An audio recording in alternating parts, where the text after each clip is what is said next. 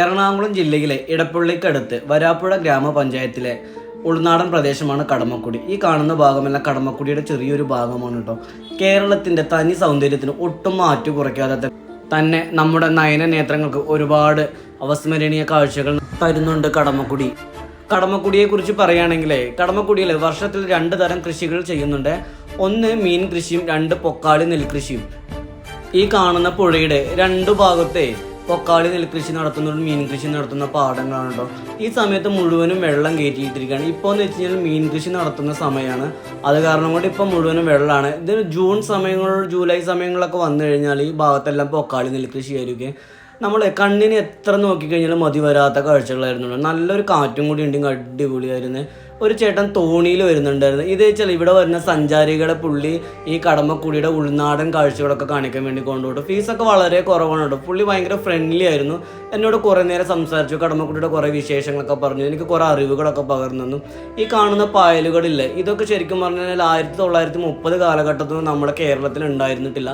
ഇത് ഞാൻ ഇങ്ങനെ മനസ്സിലാക്കിയെന്ന് വെച്ചാൽ, ഞാൻ ജയരാജ് സാറിൻ്റെ ഒരു സിനിമ കണ്ടിട്ടുണ്ടായിരുന്നു. ആ സിനിമയിൽ സാറ് പറയുന്നുണ്ടായിരുന്നു കേട്ടോ, ഇതിൻ്റെ കാര്യങ്ങളൊക്കെ പറയുന്നത് കേട്ടിട്ടുണ്ടായിരുന്നു. ഈ ഭാഗത്തൊക്കെയാണ് മീൻ കൃഷി നടത്തുന്നത്. ഇപ്പോൾ മീൻ കൃഷിയാണ് നടന്നുകൊണ്ടിരിക്കുന്നത്. ഇപ്പോൾ ഇതിനകത്ത് കാര, ചെമ്മീൻ്റെ തുടങ്ങിയ പിലോപ്പിയ അങ്ങനത്തെ മീനുകളൊക്കെയാണ് ഇട്ടിരിക്കുന്നത്. ആ കാണുന്ന കുഞ്ഞു കുഞ്ഞു വീടുകളുണ്ട്. ഇതൊന്നും ശരിക്കും പറഞ്ഞു കഴിഞ്ഞാൽ സിനിമയ്ക്ക് സെറ്റ് ഇട്ടതൊന്നുമല്ല കേട്ടോ. ഇതൊക്കെ ഇവിടുത്തെ ഈ ചെമ്മീൻ കെട്ടിൽ കാവലിരിക്കുന്ന ചേട്ടൻ താമസിക്കാനുള്ള വീടാണ് കേട്ടോ. അപ്പോൾ അടിപൊളിയായിരുന്നു. റോഡും അതുപോലെ എടുത്തു പറയാൻ അടിപൊളിയായിരുന്നു. അതുപോലെ ഓപ്പൺ ജിമ്മൊക്കെ ഉണ്ട്. എൻ്റെ ബാക്ക്ഗ്രൗണ്ടിൽ കാണുന്ന പാടങ്ങളല്ല, ഈ പാടത്തൊക്കെ ഇപ്പോഴേ കാരച്ചെമ്മീനാണ് കൃഷി ഇറക്കിയെന്നാണ് അവിടുത്തെ ചേട്ടൻ പറഞ്ഞിരുന്നത്. അതുപോലെ തന്നെ ഏതൊരു എഞ്ചിനീയറിംഗ് കോളേജിൽ നിന്ന് പിള്ളേർ ഐവിക്ക് വന്നിട്ടുണ്ടായിരുന്നു.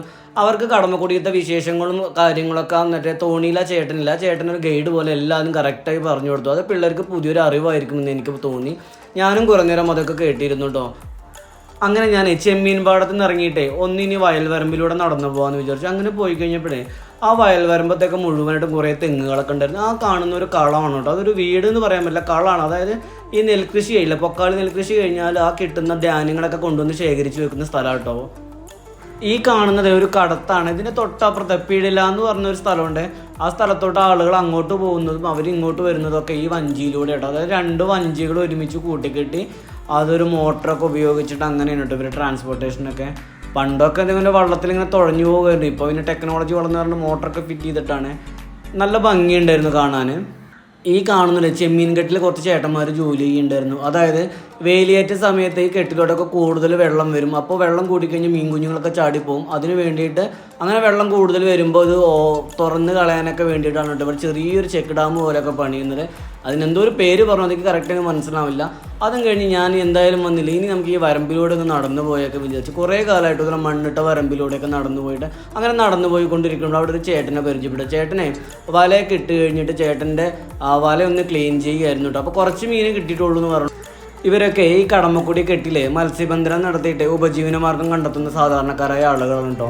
ഈ ചേട്ടൻ ഇങ്ങനെ വെള്ളത്തിലൊക്കെ രാത്രിയൊക്കെ പോകുന്ന സമയങ്ങളൊക്കെ കുറേ പ്രശ്നങ്ങൾ ഉണ്ടാവാറുണ്ട്. പാമ്പിനെ കാണാറുണ്ട്. ചില ടൈമിൽ ഇവർ വലയൊക്കെ ഉള്ള ടൈമിലേ മലമ്പാമ്പ് ഉണ്ടാവാറുണ്ട്. അപ്പോൾ അത് കാരണം കൊണ്ട് രാത്രി വല ഇട്ട് കഴിഞ്ഞാൽ രാവിലെ ഉള്ളൂ വല എടുക്കാറുള്ളൂ എന്നൊക്കെ പറഞ്ഞിട്ടോ.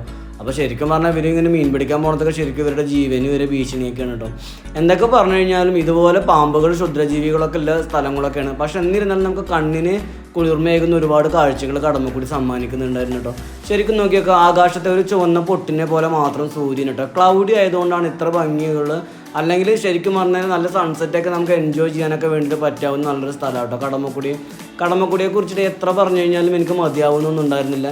എവിടെ നോക്കിക്കഴിഞ്ഞാലും നല്ല ഭംഗി. ഈ കായൽപ്പോളല്ലേ, കായൽപ്പോളൊക്കെ ഒരുപാട് കാണാണ്ടായിരുന്നു. ഇതിനെല്ലാം ഉപ്പുവെള്ളം കയറി കഴിഞ്ഞ് ഇതെല്ലാം നശിച്ചു പോകും.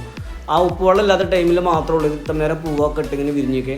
പോണ വഴിക്ക് പരിചയപ്പെട്ടൊരു കൂട്ടുകാരനായിരുന്നു. ഇതാ വലയിടുന്ന ചേട്ടൻ്റെ നായക്കുട്ടിയായിരുന്നു കേട്ടോ. ഈ കടമക്കുടിയുടെ കെട്ടിൻ്റെ തീരത്തോട്ട് ചെറിയ ചെറിയ വീടുകളൊക്കെ കാണുമ്പോൾ എനിക്ക് ഒരു 80 കാലഘട്ടത്തോട്ടൊക്കെ ഒന്ന് തിരിച്ചു പോയ പോലൊക്കെ ഒരു ഫീൽ ചെയ്യുന്നുണ്ട് കേട്ടോ. എന്തോ ഭംഗിയാണ് കാണാൻ. പക്ഷേ എവിടെ ഇപ്പോൾ നമുക്ക് ഇങ്ങനത്തെ കുഞ്ഞു വീടുകളൊന്നും കാണാനൊന്നും കിട്ടാറൊന്നുമില്ല. ഇവിടെയൊക്കെ വരുമ്പോൾ മാത്രമേ ഇതൊക്കെ കാണാറുള്ളൂ. ശരിക്കും പറഞ്ഞു കഴിഞ്ഞാൽ നമ്മൾ യാത്രകൾ ചെയ്യുമ്പോൾ നമുക്ക് ഒരുപാട് നമ്മുടെ കണ്ണിന് കുളിർമയേകുന്ന കാഴ്ചകൾ, അതുപോലെ തന്നെ നമ്മുടെ മനസ്സിന് ഒരുപാട് സന്തോഷം തരുന്നുണ്ട്. ഇതൊക്കെ കാണാതെ നമ്മൾ തിരിച്ചു പോയി കഴിഞ്ഞിട്ട് ദൈവം നമ്മളോട് ചോദിക്കുകയാണ്, ഒരുപാട് കാഴ്ചകൾ ഭൂമിയിൽ നിനക്ക് കാണാൻ വേണ്ടി തന്നിട്ടുണ്ടല്ലോ, നീ ഇതെന്തേ കാണാതെ തിരിച്ചു വന്നു എന്ന് വെച്ചാൽ നമുക്കൊന്നും തിരിച്ചൊരു മറുപടി പറയാനൊന്നും ഉണ്ടാവില്ല കേട്ടോ. അപ്പോൾ നമ്മൾ പറ്റാവുന്ന രീതിയിലൊക്കെ നമ്മൾ ഒരുപാട് യാത്ര ചെയ്യുക. ഒരുപാട് ദൂരെ ഇരുന്ന് യാത്ര ചെയ്യേണ്ട, നമുക്ക് ചുറ്റും തന്നെ ഒരുപാട് കാണാനുണ്ട്. അപ്പോൾ ഒരുപാട് യാത്രകൾ ചെയ്യാൻ എല്ലാവരും ശ്രമിക്കുക. നമുക്ക് മനസ്സിൽ സന്തോഷം തരുന്നത് പോലെ എൻജോയ് ചെയ്യുക. എല്ലാവർക്കും നല്ല രീതിയിൽ തന്നെ സന്തോഷങ്ങളൊക്കെ നൽകിക്കൊണ്ട് ഇതുപോലെ നമുക്ക് ചുറ്റും ഒരുപാട് കാഴ്ചകളുണ്ട്. ഓരോ യാത്രകളുടെ ഓരോ അനുഭവങ്ങളും വരും. ഇനിയും യാത്ര തുടങ്ങുന്നേ ഉള്ളൂ. യാത്രകളൊന്നും അവസാനിപ്പിക്കുന്നില്ല. വീഡിയോ കണ്ട് ഇഷ്ടപ്പെട്ട് കഴിഞ്ഞാൽ ഒന്ന് ലൈക്ക് അടിച്ച് സപ്പോർട്ട് ചെയ്യണേ.